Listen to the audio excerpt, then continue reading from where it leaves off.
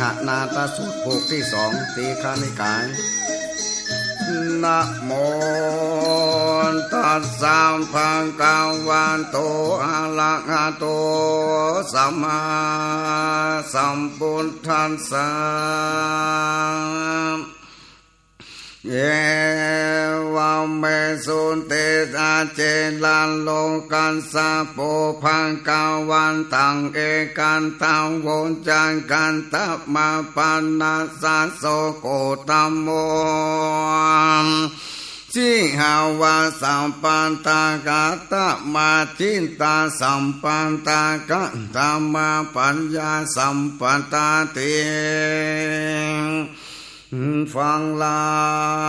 สัมปุเรสานตั้งหลายจุงตั้งใจกายฟังธรรมะเตสนานิสัยอันมีปุปปา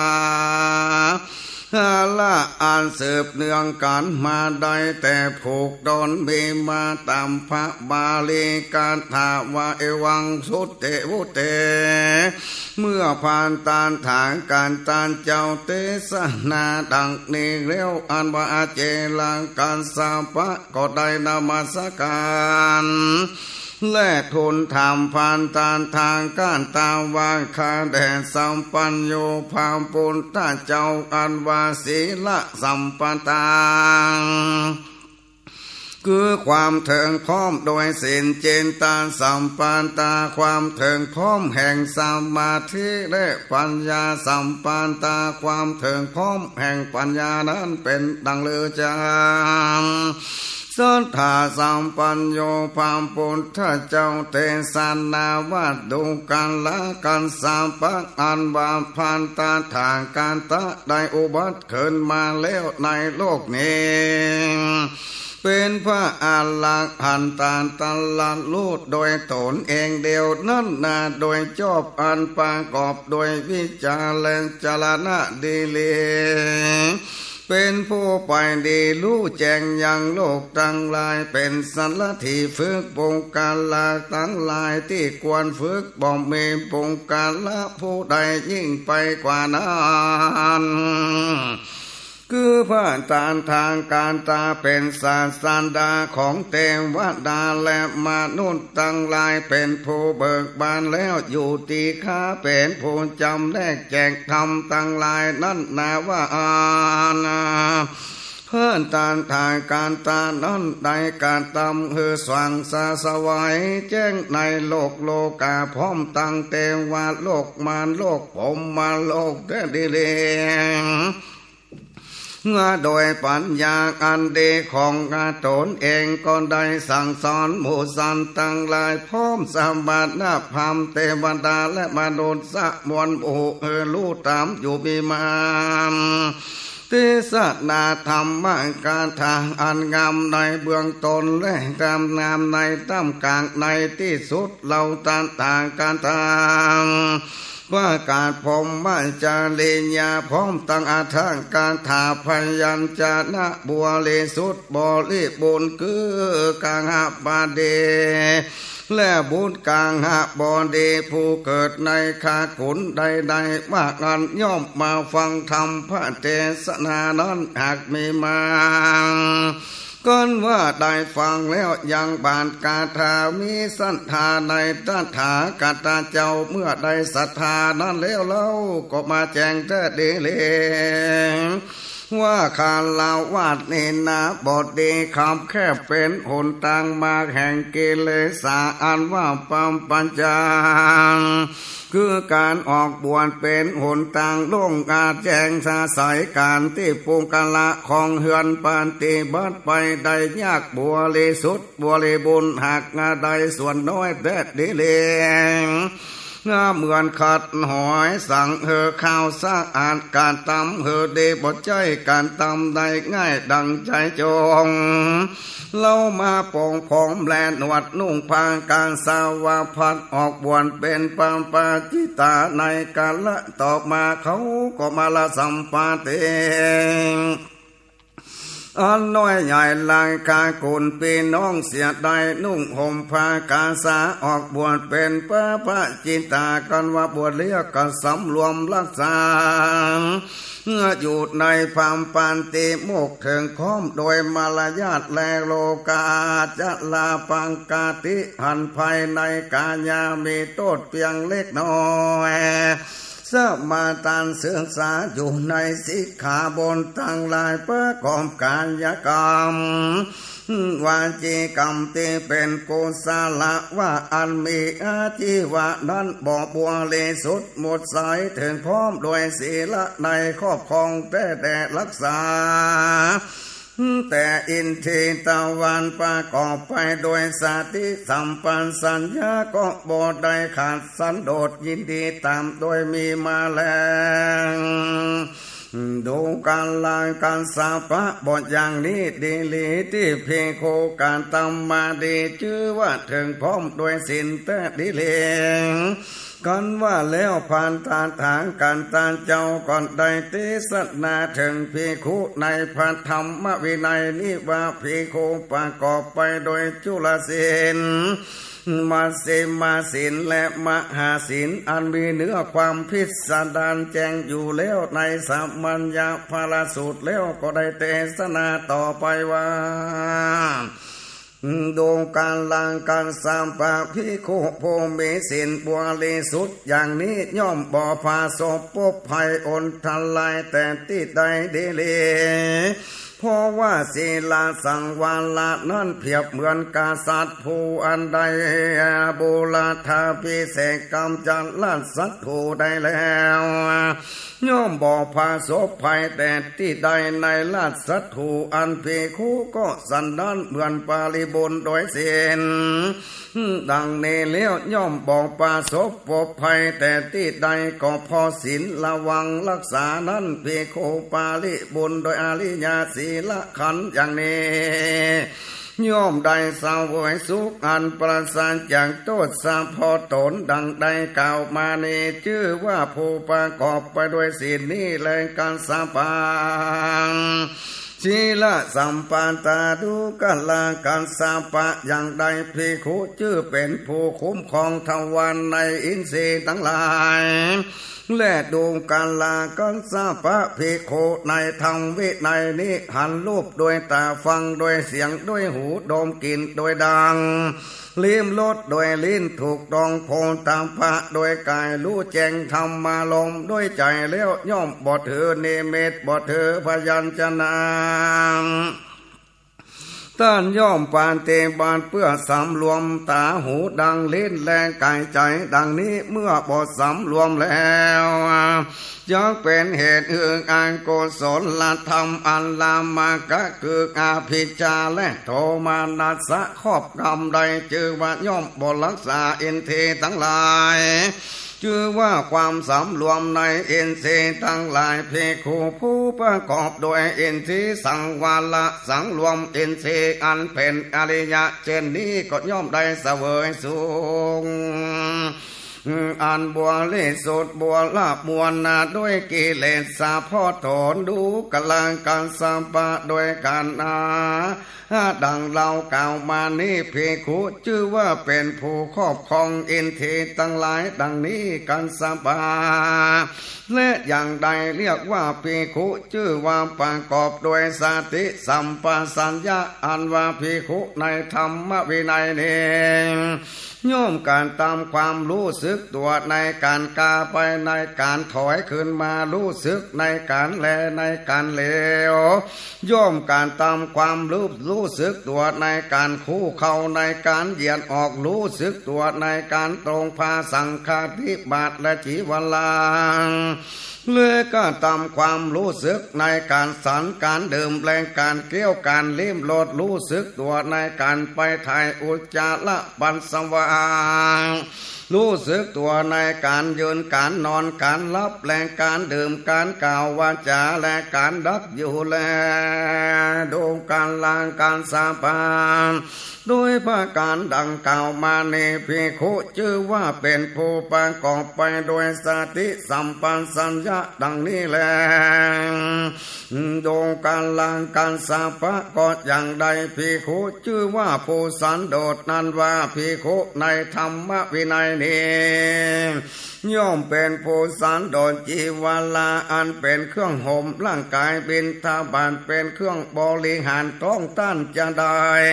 และไปในที่สะใดๆก็ถือไปเองเพียบเหมือนดังนกที่มีปีกจะบินไปในที่สะใดๆก็มีแต่ปีกของตนเป็นภาระบินไปใดสันใดภิกขุก็สันนั้นเหมือนกันเป็นผู้สันโดษโดยจีวลาเป็นเครื่องบริหารร่างกายเป็นธาบานเป็นเครื่องบริหารท้องและท่านจะไปในที่สะใดก็ถือเอาไปเองเมื่อดูการลางการสาบะโดยพังการดังกล่าวมานี้ภิกขุชื่อว่าเป็นผู้สันโดษและดีเลงภิกขุผู้ประกอบโดยศีลขันธอินทรีย์สังวาลามีสติสัมปันสัญญาสันโดษอันเป็นอริยะเช่นนี้แล้วย่อมอยู่ตามเสนาสนะอันสางัดคือว่าป่าและผู้โดยซอกโดยและเงื่อมทำปัจจาติแจงของฟังดังนี้ในกาลปายหลังผ่านตาตันกับจากที่บินทาบาทมาแล้วมานั่งคู่บัลลังก์ตั้งกายตัวคือชื่อดำลงสาธิไว้สะพอนาถ้าต้านละเสียอย่างความโลภมีใจปราศจากความโลภและย่อมจำลาจิตคือบัวลิสุดจากความโลภละเสียอย่างปทุสลายคือว่าพยาบาทบ่เห็นพยาบาทมีความกรุณาหวังพายุจันนะแก่สัตว์ต่างปวงย่อมมาจำลาจิตใจเฮือบัวลิสุดจากการปาทุสาลายเกิดพยาบาทละเสียอย่างทีนามิทาแล้วเป็นผู้ปัสสาจากทีนามิทะมีความกำหนดหมายที่อยู่แสงสว่างมีสติสัมปชัญญะย่อมจำลาจิตเฮือบัวลิสุดเสียจากทีนามิทาละเสียอย่างโอนทานจ้าโกโกจาแล้วเป็นผู้บ่ฟุ้งซ่านมีจิตสงบอยู่ภายในย่อมจำลาจิตคือบัวลิสุดเสียจากโอนทานจากูโกนจาลาวิจิกิสาเสียแล้วเป็นผู้ล่วงคำเสียยังวิจิกิสาบ่มีความสลังสงสัยในกุศลธรรมตั้งมวลย่อมจำลาบัวลิสุดจากวิจิกิสาดังนี้แต่และดูกะลากันสาปาเพียบเหมือนปูกาลาผู้หนึ่งปล่อยกูนี่ยืมสินเข้ามาประกอบการงานอันว่าการงานของเขาก็สำเร็จโดยดีมีผลตามความหมายเขาก็นำไปใช้นี่ที่เป็นต้นทุนเสียงไปอันว่ากำไรของเขาอันเหลืออยู่เลี้ยงลูกเต่าพระลียาเขาก็มาคิดว่าเมื่อก่อนเราได้ไปกูนีเขามาและประกอบการงานอันว่าการงานเราก็สำเร็จผลมาแล้วเราก็ได้ใจนี้ที่เป็นต้นทุนเดิมเสียงแล้วยังมีกำไรเหลือไว้เลี้ยงลูกเต่าพระลียาดังนี้เขาก็มีความยินดีโสมนัสสาและบ่มีนี้นั้นเป็นเหตุสันใดดูกันลาการสาปะเหมือนปูกาละผู้หนึ่งได้รับความเจ็บป่วยคายเจ็บนักจะบริโภค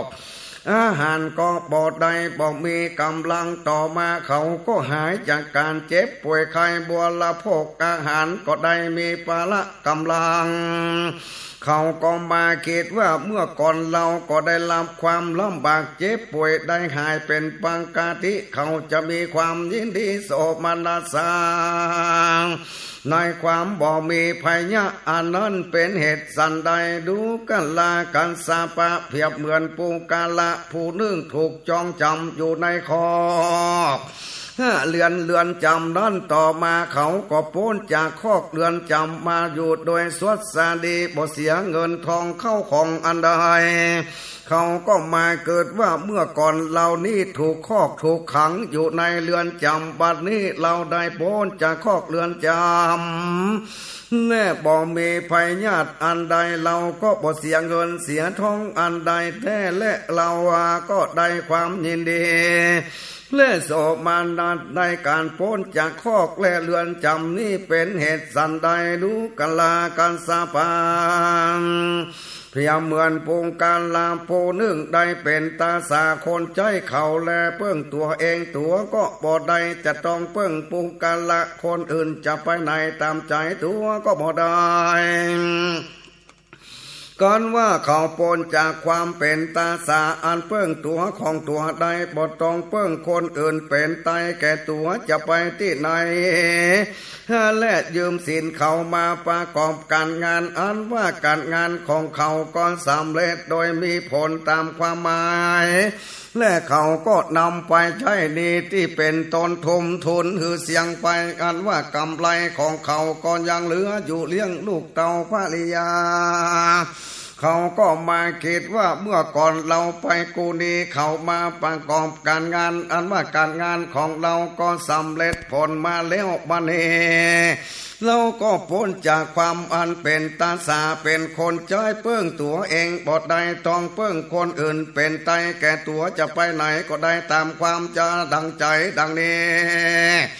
เขาก็ได้รับความยินดีโสมานาสาแต่และอันนี้ก็เป็นเหตุสันใดดูกันลากันสาปะเหมือนปุงกันละผู้หนึ่งมีสัมปันติเป็นอันมากติดตัวไปจัดเตียวตั้งไก่ที่กายอาดานอาหารกินได้ยากมีพยะต่างๆนานาต่อมาเขาก็ข้ามพ้นด้านป่านั้นมาได้แต่ดีเลยบรรลุถึงหมู่บ้านอันเกษมสำราญโดยความสวัสดีเขาก็มาคิดว่าเมื่อก่อนเรามีสัมปติที่ตัวเตียวตั้งไก่อันกันดานหาอาหารกินก็ได้ยากมีพยาหากมีมานาอันมากนาบ้านนี้เราได้พ้นนามาตั้งด่านอันนั้นก็ได้มาถึงยังหมู่บ้านอันเกษมสำราญโดยสวัสดีดังนี้เขาก็ได้รับความยินดีและโสมานัสสะดังนี้มีบานสถานเป็นเหตุอันนั้นสันใดแลหาดูการลาการสาปาพิโคมาพิจารณาหันนิวาลานะหาภาการนี้แล้วที่ยังละเสียบ่ได้เหมือนกำคนเป็นนี้เหมือนเป็นภัยญาติเหมือนอยู่คอกเรือนจำเหมือนเป็นตาสาคนจ้อยเหมือนเตียวตังกันดานเมื่อต้านมาเป็นจันละหันนิวาลนะหาภาการสาระเสียใดในตนเหมือนคนบ่เป็นนี้เหมือนคนบ่มีภายและเหมือนคนพ้นจากคอกและเหมือนคนเป็นไตแก่ตัวเหมือนภูริสถานอันสำราญสันนันแต่ดีเมื่อพีคุเป็นจันลันนาหันนิวาลนะหาภาการเหล่านี้ได้แล้วในตนก็ย่อมเกิดมาโมตยะเมื่อเกิดในปาโมตยะแล้วย่อมเกินปีติเมื่อมีปีติในใจกายก็ย่อมสงบเมื่อกายสงบแล้ว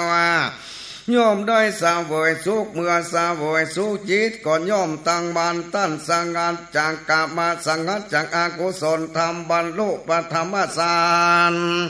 มีวิตังกาวิจาลามีปิติและสุขอันเกินแก่วิเวกอยู่นี้เป็นจิตนาสัมปันตาของท่านภาการหนึ่งดูการลาการสาปะนี่และจิตนาลสัมปันตาและดูการลาการสาปะภาการหนึ่งภิกขุบรรลุตุติยฌานและมีความผ่องใสแห่งเย็นไปในเป็นธรรมเอกเกิดผุดขึ้นบ่มีเวตังและวิจารพ่อมีเวตังกะวิจาระสงบไปมีปีติและสุขเกิดแต่สมาธิอยู่นี้เป็นจิตสัมปทา ดูการลางการสัมปานีและจิตสัมปันตาภาการหนึ่งปีคุมีอุเปกขาเมสาติสัมปันสัญญาสเวยสุขโดยกายเพราะว่าปีติเสียงไปบรรลุตันติญาสันติพระอริยะเจ้าตั้งหลายสักเฉินว่าผู้ใดใดสันนี้เป็นผู้มีอุเปกขามีสติอยู่เป็นสุขนี้เป็นจิตสัมปันตาของต้านปาการเนื่องดูการลาการสาปานี้คือจิตตสัมปันตาภาการเนื่องภิกขุบรรลุจตุทัสสานบ่มีทุกข์บ่มีสุขเพราะว่าละทุกข์ละสุขขับโสมานัสสะก่อนนั้นได้มีอุเปกขาเป็นเหตุคือสาธิบริสุทธิ์อยู่นี่เป็นจิตสัมปตาของด้านปาการเนื่องดูการลาการสาภะนี้และจิตตสัมปตาแท้และภิกขุกันเมื่อจิตเป็นสมาธิบริสุทธิ์พูดผ่องบอกมีกิเลสปราศจากอุปากิเลสเป็นจิตอ่อนละเอียดควรแก่การงานตั้งมันบอกวันไหวยอมน้อมจิตไปเพื่ออุลาญาทัศนาเรื่องความรู้หันต้านรู้แจ้งอย่างนี้ว่ากายของเรานี่แหละมีรูปประกอบโดยมหาพุทธารูปทั้งสี่คือดินน้ำลมไฟลมเกินแก่ปิตามารดาเติบโตขึ้นมาโดยข้าวสุกและข้าวหนมมันบดเตี้ยงต้องอบรมกับโดยกลิ่นอันเหม็นต้องนวดฟันมีอันจะแต่งการตำลายการจัดการจ่ายไปเป็นธรรมดาและวิญญาณของเหล่านี้ก็อาสลายอยู่ในกายอันนี้เนื่องอยู่ในกายนี้และเป็นปัญญาสัมปันตาของต้านประการหนึ่งดงการลางการสาปะนี่แหละปัญญาสัมปันตาภิกขุนั้นเมื่อจิตเป็นสมาธิบริสุทธิ์ผ่องใสบ่มีกิเลสปราศจากอุปากิเลสเป็นจิตอันอ่อนละเอียดอุควรแก่การงานตั้งมันบอกวันไหวยอมโน้มน้าวจิตไป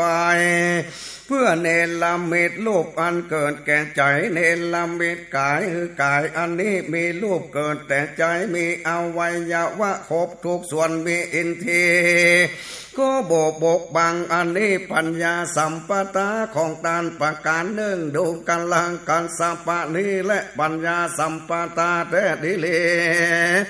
พี่โคในเมื่อจิตเป็นสมาธิบริสุทธิ์ผุดผ่องอาศัยบ่มีกิเลสปราศจากอุปากิเลสเป็นจิตอันอ่อนละเอียดควรแก่การงานอันตั้งมันบอกวันไหวยอมโน้มน้าวจิตใจไปคือเป็นอิทธิวิธีบรรลุอิทธิวิธีหลายประการคือว่าคนเดียวเป็นหลายคนก็ได้หลายคนเป็นคนเดียวก็ได้กระทำคือปรากฏก็ได้กระทำมือหายไปก็ได้จะทะลุฝ่ายกำแพงปูดอยไปก็ได้บทติดขัดเหมือนไปในที่ว่างก็ได้พูดขึ้นดำลงในแผ่นดินเหมือนในน้ำก็ได้เตียวไปบนผิวน้ำเหมือนเตียวไปบนแผ่นดินก็ได้เหาะไปในอากาศเหมือนนกก็ได้ไฟลูกพระจันทร์พางอาทิตย์อันมีฤทธาอานุภาพโดยฝ่ามือก็ได้ใจอำนาจตั้งกายไปตลอดถึงพรหมโลกก็ได้นี่คือปัญญาสัมปตาเทดิลีภิกขุเมื่อจิตเป็นสมาธิบริสุทธิ์ผ่องใสบ่มีกิเลสปราศจากอุปากิเลสเป็นจิตอันอ่อนละเอียดแก่การงานตั้งมั่นบ่หวั่นไหวย่อมโน้มน้าวจิตใจไปเพื่อตีมปาโสตาธาตุต้านก็ย่อมได้ยินเสียงสองภาการคือเสียงเป็นทิพย์และเสียงมนุษย์เสียงที่อยู่ใกล้เสียงที่อยู่ไกลด้วยตีมปาโสตาอันบริสุทธิ์ล่วงโสตาของมนุษย์นี้เป็นปัญญาสัมปตาของตานประการหนึ่งแล ดูการลางการสัมปานี้และปัญญาสัมปตาแต่แลภิกขุนั้นเมื่อจิตเป็นสมาธิบริสุทธิ์ผ่องใสบ่มีกิเลสปราศจากอุปากิเลสเป็นจิตอันอ่อนละเอียดควรแก่การงานตั้งมั่นบ่หวั่นไหวยอมโน้มน้าวจิตไปเพื่อเจโตปริยญาณย่อต้านก่อนยอมกำหนดรู้ใจของสันต่างหลายของปุงกาละคนอื่นโดยใจของตนคือว่าจิตมีลังกาก็รู้ว่าจิตมีราคาจิตนาบ่มีปราศจากราคาก็รู้ว่าจิตปราศจากราคาจิตมีโทสะก็รู้ว่าจิตมีโทสะจิตปราศจากโทสะก็รู้ว่าจิตปราศจากโทสะจิตมีโมหะก่อนรู้ว่าจิตมีโมหะจิตปราศจากโมหะก่อนรู้ว่าจิตปราศจากโมหะจิตหดหู่ก่อนยอมรู้ว่าจิตหดหูจิตฟุ้งซ่านก็รู้ว่าจิตฟุ้งซ่านจิตเป็นมหาลาคตก็รู้ว่าจิตเป็นมหาลาคตจิตบ่เป็นมหาลาคตก็รู้ว่าจิตบ่เป็นมหาลาคตจิตที่มีจิตอื่นยิ่งกว่าก็รู้ว่าจิตยิ่งกว่าและบ่มีจิตอื่นยิ่งกว่าจิตเป็นสมาธิก็รู้ว่าจิตเป็นสมาธิที่จิตบ่เป็นสมาธิก็รู้ว่าจิตบ่เป็นสมาธิจิตหลุดพ้นแล้วก็รู้ว่าจิตหลุดพ้นจิตบ่หลุดพ้นก็รู้ว่าจิตบ่หลุดพ้นอันนี้เป็นปัญญาสัมปทานและของต้านปาการเนื่องดวงกันลางกันสัมปานี้และปัญญาสัมปทาแต่ดีเลยพี่โคนันเมื่อเป็นสมาธิบริสุทธิ์ผ่องใสบ่มีกิเลสปราศจากอุปากิเลสเป็นจิตอันอ่อนว่าอวนสุขุมานแก่การงานและตั้งมันบ่วันไหวย่อมโน้มน้าวจิตไปเพื่อบุพเพนิวาสานุสาติยานตั้นละนึกจาติก่อนใดเป็นอันมากเกิดละนึกใดจาติหนึ่งก็มีสองจาติสามจาติสี่ห้าหกเจ็ดสาติสาวจาติ30จาติ40จาติและ50มา100จาติปัญจาติแสนและตลอดวัฏฏกับเป็นอันมากตลอดถึงวิวัฏกามาตลอดถึงวัฏกับและวิวัฏกับเป็นอันหลายในภาวะอันนี้ก็เรามีชื่ออย่างนั้นและมีโคตรอย่างนั้นมีผิวพรรณอย่างนั้นมีอาหารอย่างนั้นสาวยสุขสาวยทุกอย่างนั้นมีกำหนดอายุเพียงเท่านั้นกันว่าจุติจากภาวะนั้นแล้วก็ได้ไปเกิดในภาวะอื่นในภาวะอนันต์ถ้าเรามีชื่ออย่างนั้นมีโคตรอย่างนั้นมีผิวพรรณวรรณะอย่างนั้นมีอาหารอย่างนั้นเสวยสุขเสวยทุกข์อย่างนั้นมีกำหนดอายุเพียงเท่านั้นกันว่าจุติตายจากภาวะนั้นแล้วก็ได้ไปเกิดในภาวะนี้ต้านย่อมลานเดิงจานตีก่อนได้เป็นอันมาพร้อมตั้งอาการพร้อมตั้งอุเทศพร้อมด้วยกันดังนี้นี่เป็นปัญญาสัมปทานเลื่อของตานไปการเนื่องดวงกันลากันสัมปะนี่และปัญญาสัมปทาแต่และภิกขุนั้นเมื่อจิตเป็นสมาธิบัวลิสุทธิ์ผ่องใสบ่มีกิเลสปราศจากอุปากิเลสเป็นจิตที่อ่อนละเอียดควรแก่การงานตั้งมันบ่หวั่นไหวย่อมโน้มน้าวจิตใจไปเพื่อรู้จุติและปัญญาติของสันตั้งหลายต้านหันหมู่สันตั้งหลายที่กำลังจุติและอุปาทิต่ำจ้าก็มีพาณิชย์ก็มีผิวพรรณดีก็มีผิวพรรณบ่ดีก็มีถ้าได้ดีก็มีตกยากก็มีโดยติมปัญจังคูอันบริสุทธิ์ล่วงจังคูของมนุษย์ย่อมรู้แจ้งยังบุษันผู้เป็นไปตามกรรมว่าสัตว์เหล่านี้ประกอบไปโดยกายทุจริตวาจีทุจริตมโนทุจริตติเตียนพระอริยะเจ้าเป็นมิจฉาทิฏฐิถ้ายึดถือการทำโดยอำนาจมิจฉาทิฏฐิเมื่อตายไปย่อมเข้าถึงอบายทุกขติวินิปาตานรกเป็นต้นดังนี้ ส่วนสันเหล่านี้ประกอบด้วยกายสุนจาริตวาจีสุนจาริตมโนสุนจาริตบทติเตียนพระอริยะเจ้าเป็นสัมมาทิฏฐิยึดถือการตามอำนาจสัมมาทิฏฐิดังนี้เมื่อตายไปย่อมเข้าถึงสุคติโลกสวรรค์ดังนี้ท่านก็ย่อมหานและหมู่สันกำลังจุติกำลังองค์ปาติตำจ้าก็มีปานิชก็มีผิวพรรณดีก็มีผิวพรรณบดีก็มีได้ดีก็มีตกยากลำบากก็มีโดยที่พระบัวลิสุดล่วงจังโคมนุษย์ย่อมรู้ยังโอสันผู้เป็นไปตามกรรมด้วยภาการดังนี้นี่เป็นปัญญาสัมปันตาของท่านประการหนึ่งดูกันลากันสัมปานี้และปัญญาสัมปันตาเถิดดีเลพี่โคนั้นเมื่อจิตเป็นสมาธิบริสุทธิ์ผ่องใสบ่มีกิเลสปราศจากอุปกิเลสเป็นจิตอันอ่อนละเอียดควรการงานเล่ตั้งมันบอกวันไหวยอมโน้มน้าวจิตใจไปเพื่ออาสวัคขยายานย่อมรู้แจ้งยังความเป็นจริงว่านี้